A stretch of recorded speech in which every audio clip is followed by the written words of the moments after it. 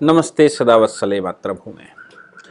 China और America इस समय बिल्कुल आमने सामने खड़े हैं, बौद्धिक स्तर पर भी आमने सामने खड़े हैं। हाई लेवल मीटिंग में जिस प्रकार की अलास्का में बातें हुई, वो सारी विश्व के लिए एक मैसेज है। खासतौर से अमेरिका को जो रुख बदला, वो रुख बदला भारत के चाइना के प्रति रवैये की वजह से। क्योंकि ये संभव है कि पिछले साल हम पाक ऑक्युपाइड जम्मू और कश्मीर को वापस लेने के लिए अपनी सेनाएं वहां बढ़ा रहे थे, बॉर्डर पर अपनी सेनाओं का जमावड़ा इकट्ठा कर रहे थे, और इससे पहले हमने एयर स्ट्राइक, सर्जिकल स्ट्राइक और कंबाइंड स्ट्राइक जो दीपावली से 2 दिन पहले की, उन स्ट्राइकों से हम अपनी प्रैक्टिस पूरी कर चुके थे। ऐसी प्रैक्टिस में चीन को जब यह एहसास हुआ, कि इंटेलिजेंस एजेंसियां तो सबके पास हैं, चीन को यह एहसास हुआ होगा कि भारत पाक ऑक्युपाइड जम्मू कश्मीर को कहीं वापस न ले ले, और अगर वो वापस ले लेगा तो चीन ने जो मंसूबा बनाकर रखा होगा, जनरली चीन का मंसूबा तो हड़प नीति का ही है, क्योंकि उसके पास तो आज भी मोर देन 60% एरिया दूसरों का है। तिब्बत उसने पूरा हड़प लिया, शिनजियांग उसने पूरा हड़प लिया, हांगकांग की स्थिति आप देख रहे हैं, मैसाचुसेट्स की स्थिति आप देख रहे हैं, वो मंचूरिया की स्थिति आप देख रहे हैं, इनर मंगोलिया आप देख रहे हैं, और बहुत सारे राज्य आप लगातार देख रहे हैं कि ये जो चीन ने 1949 के बाद कब्जे किए, पूरे पूरे देश हड़प गया। यहां तक कि भारत का अक्साई चीन का क्षेत्र जो पाकिस्तान ने कब्जा करके रखा था, वो पूरा खा ही गया, क्योंकि पाकिस्तान ने एग्रीमेंट करके उनको दिया, और पाकिस्तान अब भूल जाए कि वो कभी वापस आ सकता है। ऐसी परिस्थिति में पाक ऑक्युपाइड जम्मू कश्मीर को 5वीं प्रोविंस बनाना, यानी कि पाकिस्तान उसको अपनी 5वीं प्रोविंस बनाए, ऐसा प्रोवोकेशन करके चाइना ने अपनी कुछ नीतियां अपनाई थी। लेकिन दुर्भाग्य उसका यह है कि सामने भारत खड़ा था, और दूसरा बड़ा दुर्भाग्य उसका यह था कि भारत में मोदी जी का नेतृत्व है, जो पूरे विश्व का नेतृत्व करने का प्रयास कर रहे हैं, पूरे विश्व को दिशा दिखा रहे हैं। इन सभी सिचुएशंस में चाइना को लगा कि अगर भारत ने कब्जा कर लिया तो गलत हो जाएगा, इसलिए उसने गलवान में अपनी स्टेप्स ली, और गलवान में हमको घेरने का प्रयास किया। गलवान में वो हमको प्रेशर में लेने का प्रयास करता रहा। उनका जो अखबार ग्लोबल टाइम्स है, वो लगातार भारत को धमकियां देता रहा, उनके जो आर्मी हैं वो लगातार भारत को धमकियां देते रहे, लेकिन भारत ने उसको मुकाबले की तरह लिया और एक चैलेंज माना, और चैलेंज के तहत हमने अपनी और सेनाएं बढ़ाई। और यहां तक कि जो क्लैश हुआ, उस क्लैश में भी अगर हमारे 20 सैनिकों की शहादत हुई, तो उनके भी हमने 45 से 50 सैनिक मार दिए, जो अब से पहले कभी नहीं हुआ था। ऐसी सभी परिस्थितियों में चाइना का मनोबल लगातार डाउन हुआ, क्योंकि चाइना के अंदर भी खूनी संघर्ष चल रहा है, और चाइना में सत्ता परिवर्तन का समय आ गया। शी जिनपिंग के खिलाफ वहां एक मूवमेंट शुरू हो चुका है, और चाइना के अंदर ही जो चीन ने एरिया कब्जा करके रखे हो, चाहे तिब्बत हो, चाहे शिनजियांग उइगर्स का मामला हो, चाहे हांगकांग का मामला हो, और चाहे वो इनर मंगोलिया का मामला हो, आउटर मंगोलिया का मामला हो, सब जगह पर चीन के खिलाफ एक माहौल बन गया पूरे विश्व में। जो उसकी वन बेल्ट वन इनिशिएटिव पूरे विश्व को जो फतेह करने चला था उन रास्तों से, वो रास्ते भी घपलत में पड़ गए। पूरे विश्व में जो उसने इंफ्रास्ट्रक्चर में पैसा लगाया था, वो इंफ्रास्ट्रक्चर का पैसा भी उसका लगभग डूबता दिखाई दे रहा है। और भारत जो उनकी इकोनॉमी हब था, जहां से वो कमाते थे, भारत का नुकसान करके भारत के देश के विरुद्ध या भारत के पक्ष में न सोचने वाले व्यापारी जो चीन को आमदनी करवा रहे थे सस्ते माल के चक्कर में, वो सब चीन को आमदनी करवा रहे थे। चीन के ऐप हमारे यहां जासूसी कर रहे थे, और चीन भारत को बड़े स्तर पर नुकसान पहुंचा रहा था। भारत के इस रुख से चीन ने जो पाकिस्तान को बचाने का प्रयास किया, उसमें वो स्वयं बहुत बुरी तरह से फंस गया, और इतना बुरा फंसा कि हमने देखा कि वो कैसे बॉर्डर से भागा। पाकिस्तान को भी लग रहा था कि चीन से भारत का झगड़ा हो गया, तो ऐसी परिस्थिति में चीन भारत का युद्ध होगा, और हम भारत के जम्मू और कश्मीर के हिस्से को किसी न किसी के तरह कैप्चर कर लेंगे, या दोबारा उसमें एंट्री मार लेंगे। जब भारत का ऐसा रुख बिल्कुल इंडिपेंडेंटली चला, तो उस समय ट्रंप सरकार को भी अवसर मिला, और चीन के साथ जो उनकी अंदरूनी सुलगन थी पिछले 30-35 वर्ष से, वो अंदरूनी सुलगन उनकी खुलकर सामने आई, और वो भारत का साथ देने के लिए खुलकर बाहर आए। ट्रंप ने उस समय भारत के लिए युद्धपोत भेजे, अभी ब्रिटेन ने कुछ युद्धपोत भेजे हैं, फ्रांस ने युद्धपोत भेजे हैं। भारत ने किसी से डिमांड नहीं की कि आप आइए और मुझे चीन से बचाइए। या चीन से मेरा युद्ध होने जा रहा है। भारत का कहना था हम स्वयं सफिशिएंट है, हम चीन को धूल चटा देंगे, और चीन अब ना समझे कि भारत के 62 के नेहरू बैठे हैं। आज 2014 के बाद भारत में नरेंद्र मोदी बैठे हुए हैं, जो किसी भी मोर्चे पर युद्ध करने के लिए, किसी भी मोर्चे पर, चाहे वो इंटरनल राजनीति का मोर्चा हो या अंदर गद्दारों की बात हो या बाहर से पाकिस्तान और चाइना का प्रेशर हो, सभी से लड़ने के लिए तैयार है। स्ट्रेटेजीकर्ताओं में वो अभी तक के बेस्ट प्राइम मिनिस्टर माने गए। पूरा विश्व उनका अभिवादन करता है। ट्रंप प्रशासन की हिम्मत पड़ी और ट्रंप ने खुलकर चीन के सामने आमना सामना करना शुरू कर दिया।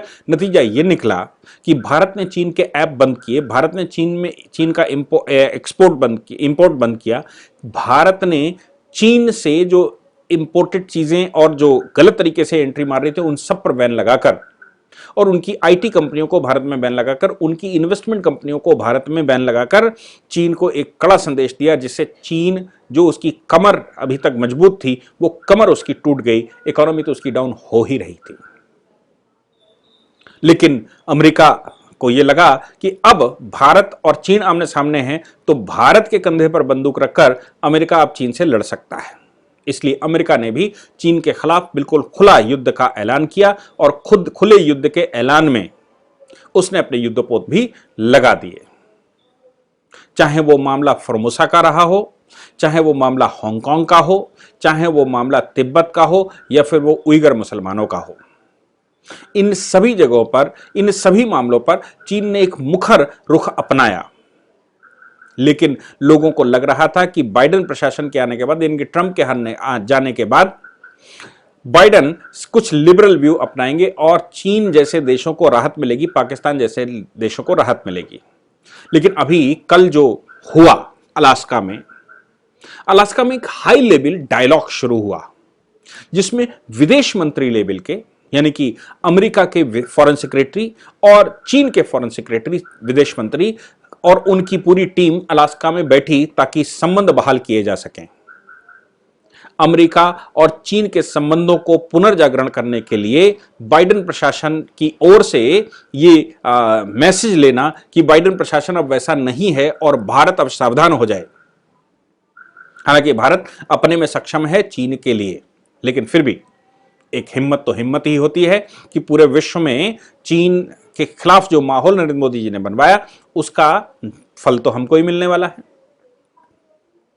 ऐसी परिस्थिति में बाइडेन प्रशासन और चीनी प्रशासन के बीच में बाइडेन के फॉरेन सेक्रेटरी और चीन के फॉरेन सेक्रेटरी की जो बैठक अलास्का में शुरू हुई, सबसे पहला स्टेटमेंट देने वाले ब्लिंकन थे।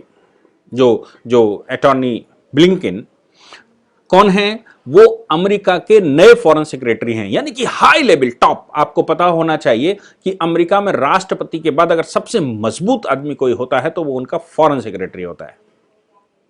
फॉरेन सेक्रेटरी ने स्टेटमेंट देना शुरू किया। 2-2 मिनट का अभिवादन करना था। उस 2 मिनट के अभिवादन में 15 मिनट बात की, और ब्लिंकन ने शुरुआत यहां से करी कि अमेरिका चाइना में लोकतंत्र बहाली चाहता है, चाइना को आगाह करना चाहता है। चाइना, अच्छे डायलॉग हमारे तभी शुरू हो सकते हैं जब चाइना हांगकांग के मामले में, तिब्बत के मामले में, फॉर्मोसा के मामले में, उइगर मुसलमानों के मामले में और तमाम तरह के ये जो मामले चल रहे हैं, इन मामलों में एक लोकतांत्रिक व्यू अपनाए और ह्यूमन राइट्स के वायलेशन रोके। ह्यूमन राइट के वायलेशन जब चाइना रोकेगा तभी अमेरिका और चीन के रिश्ते बहाल अच्छे हो सकते हैं। इसलिए हिदायत देते हैं कि चीन को ऐसे शुरू करना चाहिए। जब ब्लिंकन ने इस तरह के स्टेटमेंट दिए, खतरनाक स्टेटमेंट दिया, कमरे के अंदर बंद, लेकिन कैमरे तो वहां लगे हुए थे। चीन ने भी युआंग खड़े हुए और उन्होंने खुलकर स्टेटमेंट दिया, लेकिन वो बोल रहे थे चीनी भाषा में। अब चीनी भाषा में जब वो बोल रहे थे तो ब्लिंकन उनकी बात समझ नहीं पा रहे थे कि ये क्या कह रहे हैं। बाद में जब ट्रांसलेशन हुआ तो मालूम पड़ा कि चीन ने अमेरिका को धोना शुरू कर दिया है।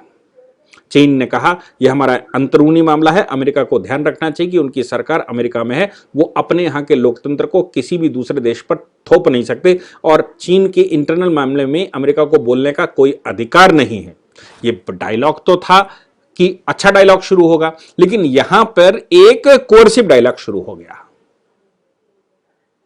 और जो कोर्सिव डायलॉग शुरू हुआ, आप देखिए कि वो कोर्सिव डायलॉग किस स्तर पर गया। दूसरे ही दिन अमेरिका ने निर्णय लिया कि टेलीकॉम कंपनियों के जो अमेरिका में लाइसेंस हैं वो कैंसिल किए जाएंगे, उनके ऐप अमेरिका में बंद किए जाएंगे, अमेरिका में उनका जो इन्वेस्टमेंट है उसको खत्म किया जाएगा और उनकी जो प्रॉपर्टियां हैं उन पर भी एक्शन लिया जाएगा। ऐसे संकेत अमेरिका ने भी तुरंत उसी इवनिंग में दे डाले। चीन बलबला रहा है। बैठक तो गई थी अच्छे संबंध बनाने के लिए, बाइडेन प्रशासन को उनको लगा कि बाइडेन प्रशासन अब चीन के पक्ष में खड़ा होगा।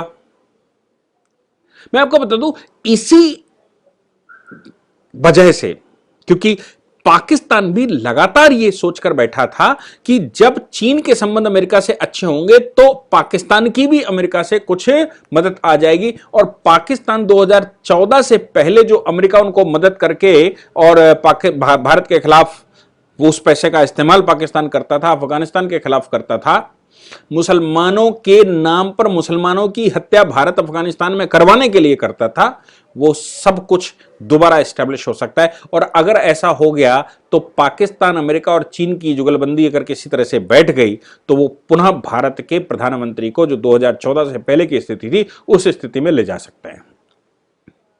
हालांकि भारत के प्रधानमंत्री की गोटियां कितनी कमजोर नहीं हो सकती कि वो अब परिस्थितियां जो बदल चुकी हैं उन बदली परिस्थितियों में वो कॉम्प्रोमाइज करें। लेकिन बाइडेन प्रशासन तो ट्रंप प्रशासन से भी 2 कदम आगे निकला।